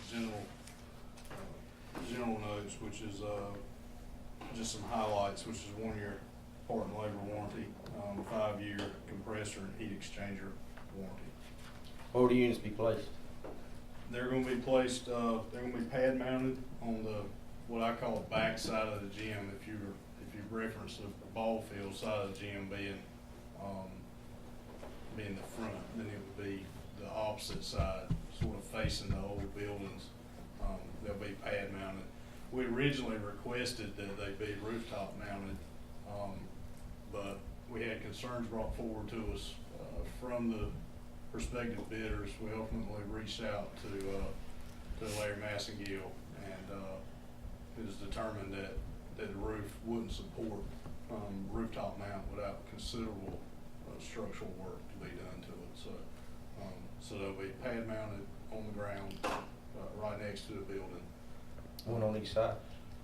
One on each end. Yeah. One on each end. So duct work will enter the building, and you and I actually, you were out there at the gym one day when we talked. It'll be a hard duct with a sock duct system attached to it. So each unit will enter each end of the building with hard duct, and then turn, and there'll be a sock duct or a flex duct that extends down each side of the building. On that note, I heard a concern about things being torn up. The way to address that is 2 points. One is, would there be an opportunity to do any enclosuring around the units? The second is, we are investing in cameras at this facility. Where we've invested in cameras at the Singing Grove, I'd ask, we don't want to tempt fate, but Chief, if you could address, since we've invested cameras, or Matt Smith, has there been equal to or a decrease of our vandalism? What would you all say that the investment of the cameras has derived for you? Yeah, incredible decrease. So we believe that when cameras are in the sky, it's been one of the strongest deterrents we have. So I think it's a 1-2 punch. I don't know the answer on your enclosures. Is that possible? My intent is to enclose them with chain link fence, but I felt that we would probably, it would benefit us best to either do it in-house or contract with a local fence contractor, as opposed to having an HVAC contractor sub out small amount of fence work. So what we would also encourage is, if we're going to do it, we're going to do it with excellence. So if there's an opportunity to make the enclosures even more beautified, whether they're the slats or look at a different type of material, we'll look at protection of those units as a 6-figure investment, so you're going to want to protect them. This doesn't have anything to do with that air conditioning unit. Just one question. You were talking about the additional $70,000 and what you hope to do with that if we end up with that type of surplus. Have we had any look at any? Have we done anything with the old cafeteria and where the pound cake company? Are we doing anything with that now, or is it just that building would come down? It will come down. Yes, sir. It's So intended. it's not anything that we could salvage. Not at this point. That building would come down, and the surrounding buildings in the back where the JCC used to be housed, and not just another community center. All the buildings that we've toured, all those would need to come down. Is that freezer still attached to the freezer's there, and we currently store hand tools in it. There would be a chance to any opportunity to recover either sellable items, recyclable items, but the current process that we have that we talked about at the retreat was crushing the brick. There would be a separation of materials. Again, to remind you, there'd be crushing of the brick, which is about $7 a ton, with a resale of $15 a ton of crushed material, taking any of the precious metals that are available for recyclable, and we would carry those off and get a cash derivative. And then there would be a balance of whatever portion of materials that couldn't either be crushed or recycled, and if that has to be transported to a landfill, then those would thus be transported. We would minimize the amount of material to be transported. Any other questions about the HVAC? I'll entertain a motion to approve. Made that motion.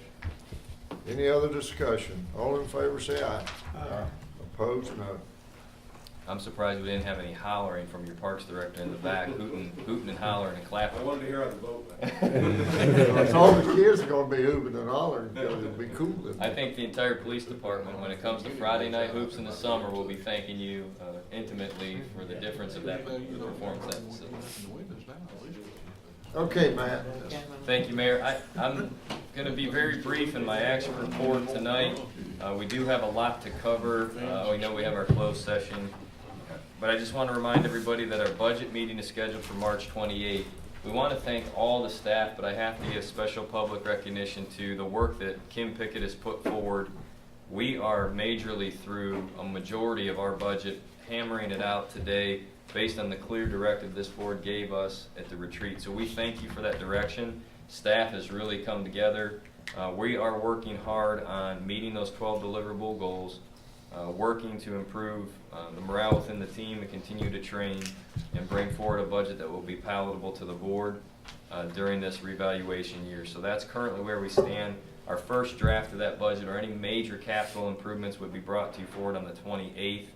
And we also have a checklist that I can reference that were immediate takeaways with deadlines that we're looking at too. So regarding the other events that are coming up, we need to take this reminder. We're less than a month out of Keep Benson Beautiful, either coming up on our 7th, 8th, or 9th, and we would encourage you to participate. It's very important, and we'll probably work with Mike to run an ad if we already haven't done so, but we have to unfortunately move the starting point, which normally we have breakfast and lunch at the gymnasium and it's under construction. So we've moved that function for this year back to the building that you're sitting in, and so our goal is to have it here, kicking off at the conference center and moving around. One of our focuses again will be the major of the litter sweep, which is in part in tandem with the state of North Carolina's clean sweep process. That's April 6th. And you see National Library Week, Pajama Story Time, and then your regular scheduled meeting in April will be on the 9th, followed by our Easter Extravaganza, which is always very, very well attended at 2 p.m. on the 13th, and then we'll be closed for Good Friday, April 19th, and then you have another Board of Commissioners budget focus meeting the following week on the 25th. So that's where we are of the next 4 weeks at a glance. Any questions about where we're tracking or where we're headed as a team? The Board of Commissioners retreat was very powerful for us, as you know. The immediate action task list, our staff has put itemized deadlines on. The one item that we don't have a deadline on that we would like to ask for your clarification on is what would you like to do and how would you like to work on your visioning statement, because that was one of the tasks that was assigned out, and I believe Terry had provided you all the existing, thank you to Mike, who had historical reference of the passage of that, the most recent vision statement. So it's really a question, you don't need to answer it tonight in the forum, but just please give us instruction on how you'd like us to move forward to help you clarify that vision statement. Is that something you want to look at on the budget meeting at the end of the month, or how do you want to handle it? Well, I think what would be a good idea is to get 2 people at Ike and let them sit down and hammer something out and then bring it back to us. Because if we all get together, we never get anything put together. How about we have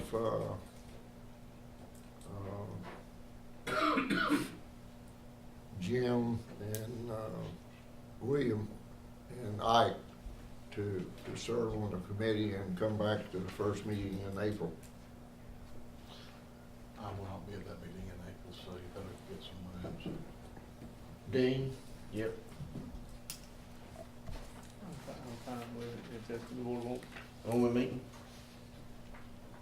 Why not? Steak dinner?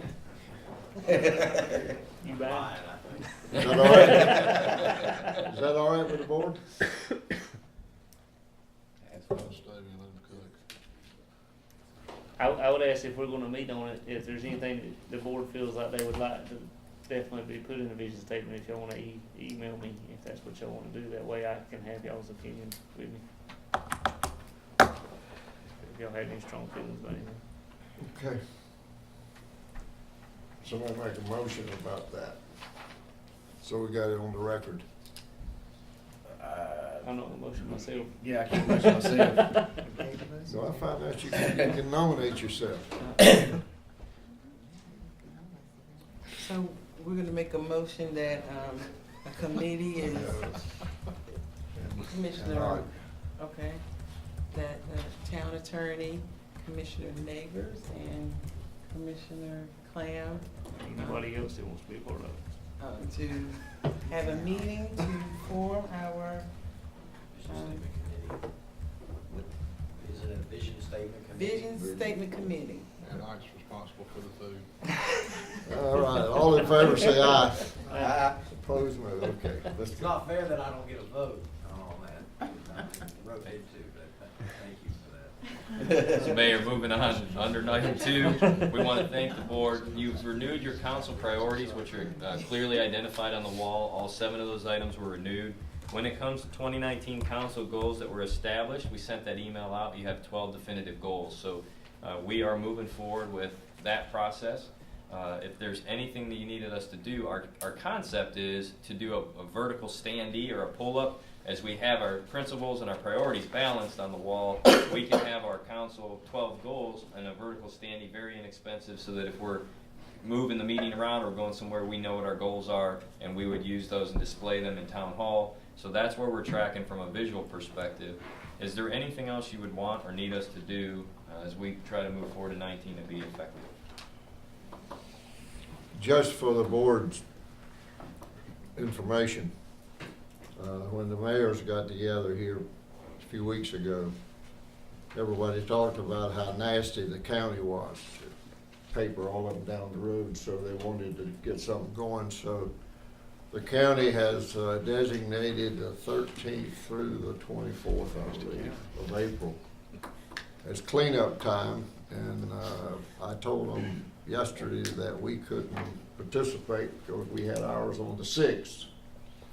And we really don't want to change it because it's already been advertised, it's on the calendar and everywhere else. So I'm really pleased that the whole county and all the towns are going to join in. So they're taking another lead from Benson. The one thing that we want to point out for Miss Loretta is the classic antique farm heritage day returns the 12th and 13th of April, which is one of the reasons we look at our cleanup day to be ahead of that. And it's obviously a very productive event annually now. So if you want to participate or volunteer, I'm sure Miss Loretta will take plenty of volunteers. And that show will be dominantly anchored at the Chamber Park. And there will be, are we looking at parade again? Or are they coming through town? So we have our historic vehicle and tractor parade. So we're looking forward to that event. Is that finish? Yes, sir. Ike, you have the floor. Thank you, Mr. Mayor. All right, evening board. Thanks for putting me on a committee where I'm gonna bring the food. It's appropriate because I like to eat. That's so you won't argue after the fact. Well, then I get to pick what we eat. I prefer it that way. Staff asked me to just give you a brief update, and I'll keep it as brief as I can here, regarding the securing of the easements for the water line replacement that, if you recall, is going from Railroad Street, South Railroad Street, just south of Main Street, through to Gilbert, the alley, then through another open alley to Market, and then behind the properties on the 200 block of Main Street that has ruptured behind Mr. Johnson's building, actually, right behind them, between there and Betty Bird's hairstyling. Part of that water line's been replaced behind Mr. Neighbor's building. And obviously we have an easement there, and you've got a list of with the attachments. I don't know that I named all of the easements that we secured, but we secured all the ones that I listed there. And then I made a list of the ones that we haven't secured. Some have committed, and I've made note of the ones that have. Some have not committed, and my senses are waiting to see what others are gonna do or receive. And as far as Mr. Dart's easement, it's convenient that we have so many of these people in the room tonight. But as far as Mr. Dart's easement, I don't think we've made a final, complete determination, and I'm telling you this too, exactly how much of an easement we require from Mr. Dart. So I know I've made a mention there, and that's a factual statement that Mr. Dart has made a monetary request. Until that request is based, obviously, I don't think Mike would disagree on exactly how much of an easement the town would require from him. So until I know that exactly, I don't have a number for you that's final, unless we were talking about the entire length of it, but we haven't made that final call yet. So that's the update, and that's what I was asked to provide you, now you have it. If you wanna ask any specific questions about where we go from here or what, the ones that I've told you have committed, I have faith in their word and what they've told me that they're going to deliver the easements. One of them I noted in there was good to deliver it by Friday. I was not completely surprised they didn't have it Friday because he had just told me a couple days before that. Been getting ready for this meeting and a few other projects that have hit, so I'll probably try to give them a call back tomorrow and see where they are on that. Once you've got those that have committed, you're really looking at about three that you're trying to secure from your original planned area of improvement and replacement of that line. Man, on this, the work that's got to be done on Main Street before they pave, does these water lines, are they coming from out of the street, or is these where these lines have always been? I'll let Tim answer that. So Tim, do you want to take the water line conversation as you're versed in both that and DOT? Absolutely. These, the lines on the properties Ike are referring to, that is an existing line. It's a very old line, but it is an existing line. In talking with the engineers in regards to moving forward with the utility works along Main Street,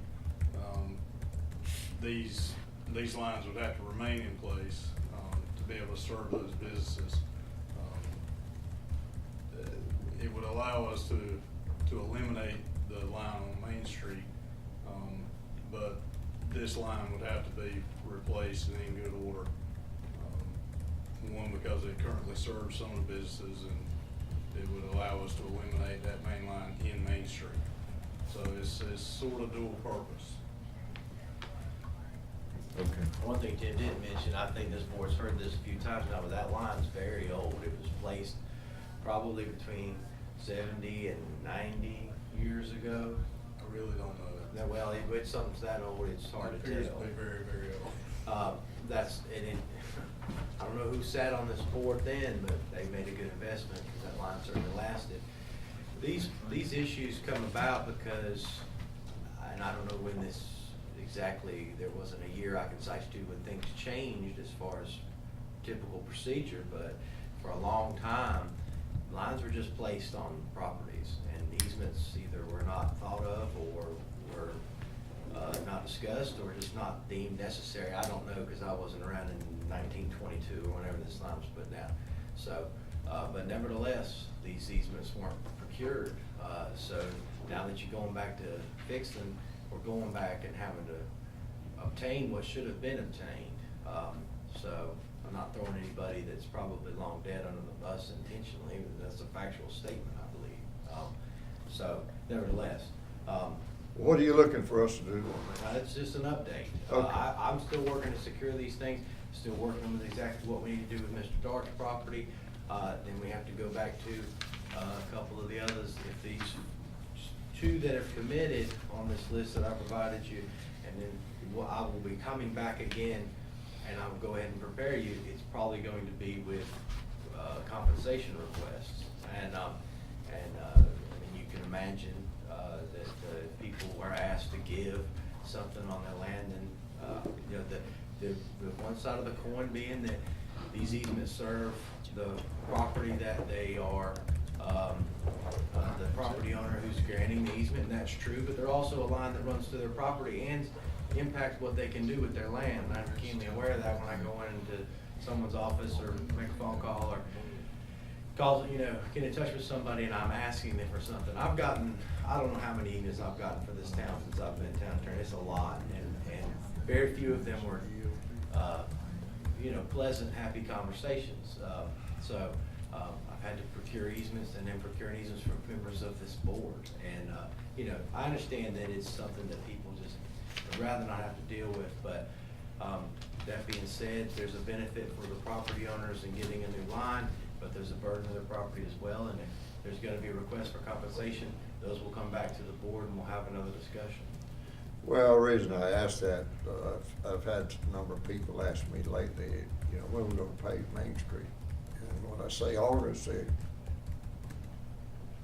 kind of draw up, and I said, we still got to move those water lines before we can, so we don't tear it up again, so. Any other questions about proceeding with that or where we are now? And let me know if you have any. And things will be changing on that, I think, day by day or week by week, so. To this point, I'm trying to work positively. I represent you legally, but also, you know, in all respects, and I'm working for you to get these easements. I've tried to always be keenly aware of that in negotiating with property owners that live here and vote for their commissioners. So I'm trying to be cognizant of that when I deal with it. But at some point, if you can't secure easements, an option is in the domain, and that's always something that this board, maybe not the exact participants that I'm looking out at right now, but this board's always tried to avoid. So. Keep working on it. Yeah, I will definitely do that. Thank you. Any board or commissioners report?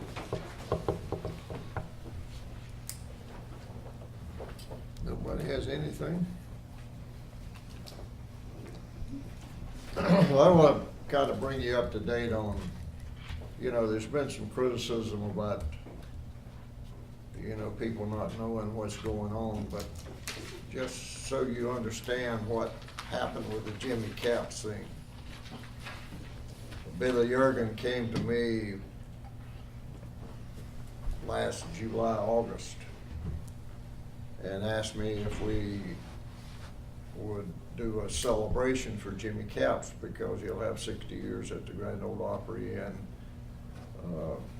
you know, he's going to be 80 years old this year, and if we do a celebration, it'd be in his hometown. And I said, well, I don't know, we'll have to talk about it. And so we finally got Matt and Loretta together with Billy, and we talked about it, and we talked about it a little bit in the Economic Development Committee, and we felt that this could be a really good thing for Benson, because he's a very popular guy. He's on TV, and I laugh when William says, who is Jimmy Caps? And I realize how old he is. He probably don't know Jimmy Caps if you don't listen to country music. But I think this is an opportunity to get some people to Benson that we wouldn't be able to get, you know, without something like this. And Loretta's already getting a lot of phone calls about tickets and all these things. What our plans are, and we really don't have approval from Jimmy to have two shows, but the plans right now at Crossroads Church to have a show on Saturday at 2 o'clock and one that night at 7 o'clock. We'll be able to seat 600 people, so 1,200 people will be able to go to the show. We're going to do some other things, knowing that probably everybody won't get tickets. We're going to have a reception for him at the Baptist Church, and that's, it says here at the town hall, but it's at the Baptist Church on Friday night. And we'll probably make the presentations on Church Street that same Friday afternoon, probably at 5 o'clock, so that we leave there and go right into the Baptist Church for reception. So that people that want to go in and that know Jimmy and want to go up and talk to him, they can do that. We're going to make him available. His wife has been in the hospital for a week now, and she's back out, but there's some answers she needs to get for us. We booked up rooms in the hotel, or made rooms available in the hotel at a good price, and we were going to have a meeting tomorrow, but we can't have it. It's probably going to be next Monday, and we'll try to make the final decisions, but I wanted to get a feel from the board about how they feel about two things. One is there'll be a historical marker put out in front of the house that Jimmy grew up in. It won't be like a tombstone, but it'll be made out of that kind of material. And we'll make it so that it's a recognition item. And we first talked about putting it, up in the air, but I was convinced that that wasn't a good idea because it'll grow up into trees. And so we'll do that. The other thing that they really want, and that's what you have in your packet, is to have a sign kind of like this. It don't have to be like this. As an honorary Jimmy Capps Parkway sign. We wouldn't be changing the name of the street or anything. It's just an honorary thing that we can put. I have talked to a couple, and I think they probably will agree for us to put it on their property. And I was reading the rules on signs, and I think that the town board would need to approve both of those things. So I want to know what your feelings are, and so that I can then go back and try to get this finalized and figure out who's going to do the work. And we're trying to make everything that's about this no expense to the town. The band's going to be free.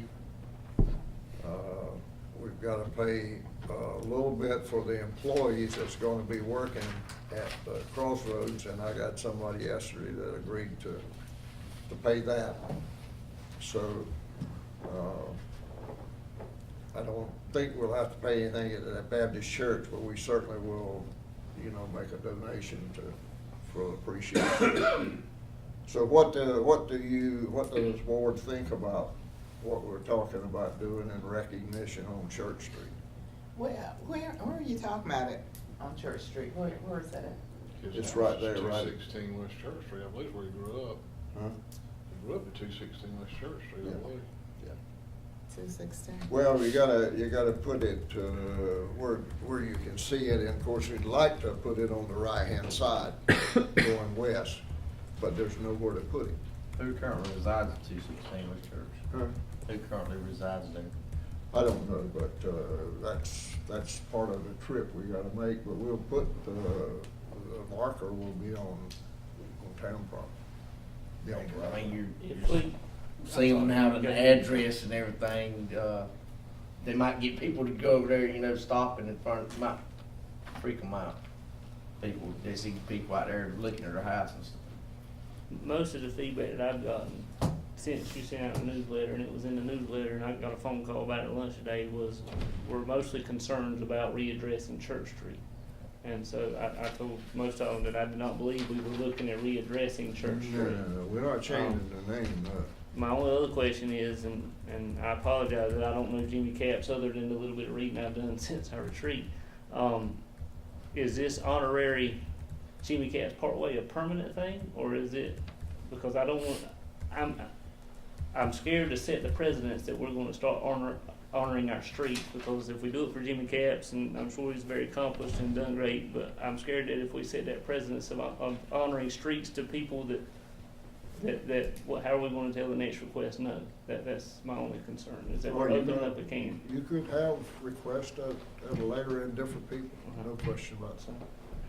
And then if we're gonna open this can and start having those requests, what is our criteria gonna be for accepting or not accepting?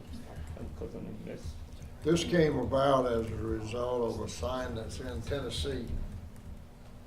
And his wife has, every time that I've talked to her, she's talked about it. I said, are we gonna be able to do this? She just wants to do it.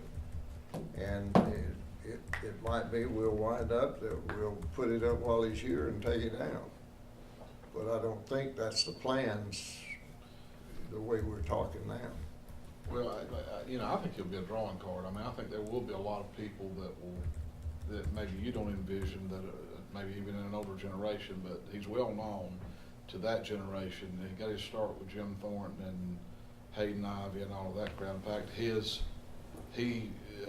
on the radio first in the office where Scott and Hampton practiced for such a long time. They were upstairs, and that's where they played the radio. So I mean, there's a lot of dynamics. I'm sure there's a lot of stuff in the museum about it as well.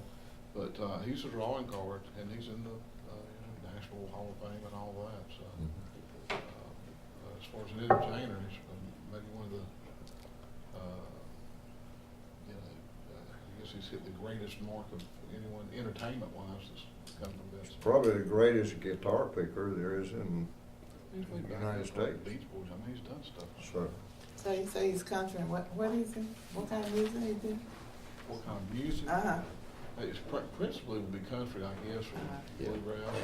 and they do some But he's on the gospel on the song. radio opera and all that all the time. Is there a committee working on this project or something? There's 5 people working on it. And, we'll have other people after we make the final judgment in our next meeting as to what, everything's gonna be done.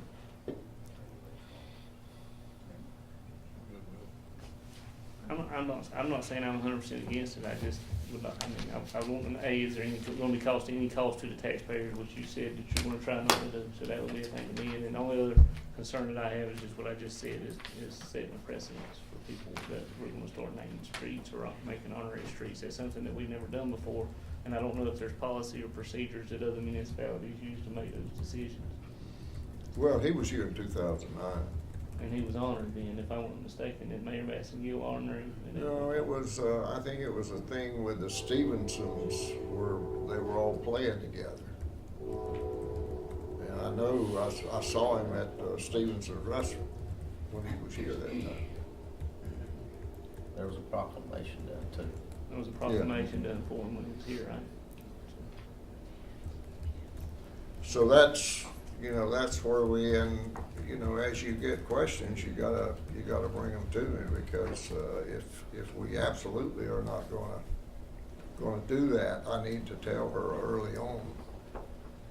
But I think it's, if we had to, we could do it on a more short-term basis, but I'd rather not do that after, spending money to build it. Is there gonna be a cost to the concert? Hmm? Is there gonna be a cost to his concert? No. We got the band, the Malpas No, I mean Brothers. the cost to people. No. The Malpas Brothers are not gonna charge anything. Jimmy's not gonna charge anything. And, we got $1,000 we'll pay to the church for their people to work and for them to clean up and reset it for church on Sunday. I'm just spitballing, but would, you think it'd be where we charge nothing, but say you can give a donation to whatever Jimmy's charity wants to do? Well, what we're planning to do is just like you do at the gospel singing things that's held at churches, is they put a hat out at the door and you make a donation. And we'll pay the bills with that and give what's left to the band. They're not making anything. Who's going to play at Crossroads Church? I mean, is he going to play at Crossroads, or is that the other group? Or is... Well, right now, I don't want to say who's going to pay for it, but somebody's agreed to No, I pay said, for it. who's playing there at the, you said someone. Oh, the Malpas Brothers. At the Crossroads Church? Yep. Okay. And Jimmy's gonna play with them, and if his wife gets well, she'll also sing some with them. Any other questions? Any other comments?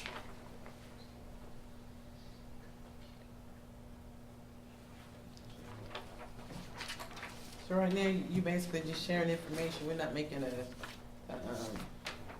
we're not voting on anything, right? You just basically sharing information? No, I'm just sharing that with the board, and so that you know what's going on, because I'll now go to the people and see if I can get it done, and if I do, I'll be back on, the meeting at the end of this month to get, you know, whatever we were able to do, voted on by the board.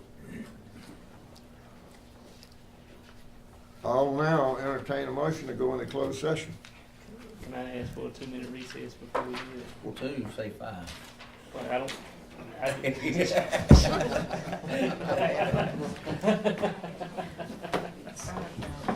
Yeah. I was going to go into closed session and to tell everybody to get out while we do that. Oh, I'm sorry. I said, him drink all his coffee.